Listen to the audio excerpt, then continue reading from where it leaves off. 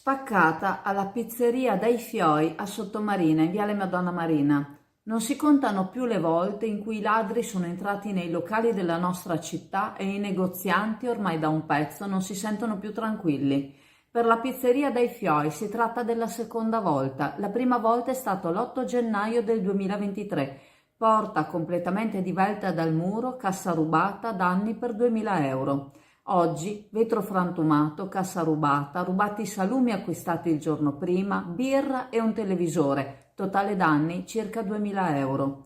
Il furto è avvenuto questa notte verso le 4, ma solo alle 7 qualcuno ha avvertito i titolari. Il vetro sembra sia stato colpito violentemente in un punto, staccandosi poi dalla porta e frantumandosi a terra. Sembra che si tratti di due individui che sono stati visti nei pressi in sella alla loro bicicletta con le borse piene e un televisore sotto il braccio.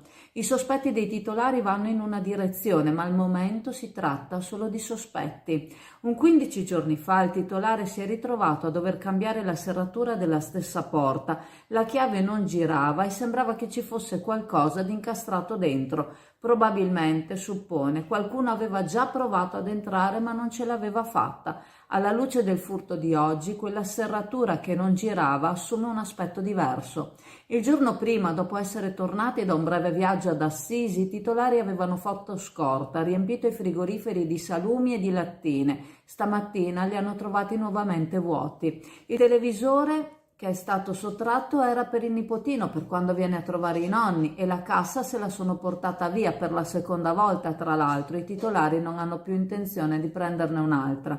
I ladri hanno lasciato il cassetto con tutte le carte della denuncia precedente, che non ha portato ancora ad alcun risultato.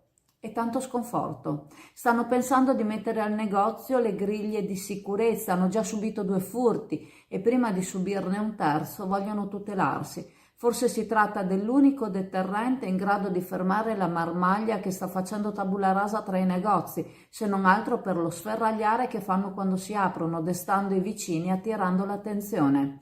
La pizzeria dei Fioi si trovava prima a Chioggia. Qua era stata colpita gravemente dall'acqua alta, subendo danni per circa 40.000 euro. Ne sono stati riconosciuti 20.000, la metà, ma il rimborso deve ancora arrivare. La titolare ora chiederà di parlare col sindaco responsabile della sicurezza dei propri cittadini, chiedendo come mai dal momento del furto al momento in cui sono stati avvisati del furto, circa 3 ore, non sia passata nessuna pattuglia, nessuno delle forze dell'ordine. In un periodo come questo